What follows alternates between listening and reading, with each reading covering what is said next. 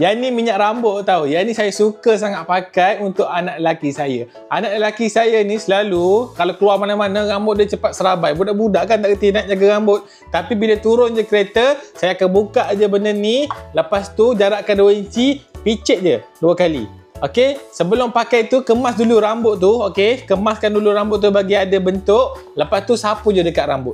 Okey, rambut anak kita tu dia nampak lebih kemas lah. Okey, nak lagi kemas lama, korang spray je 2-3 kali. Lepas tu sapu dekat rambut anak yang kita bentuk tadi. Okey, lepas tu benda ni jangan risau tau. Bila kita nak cuci rambut anak tu sangat-sangat mudah. Rambut anak kita tu tak rosak. Okey, kalau korang nak dapatkan sekarang tau. Yang ni senang nak bawa pergi mana-mana. Macam saya ni saya letak dalam beg macam ni lah. Kalau nak guna turun kereta, rambut anak serabai, saya bentukkan, lepas tu saya picit 2 kali, saya sapu dekat rambut anak saya. Yang ni sesuai je untuk pakai dewasa. Kanak-kanak lagi sesuai. Okey, dia kecil macam ni. Kalau korang nak dapatkan sekarang tau, harga tengah promo, link saya dah bagi.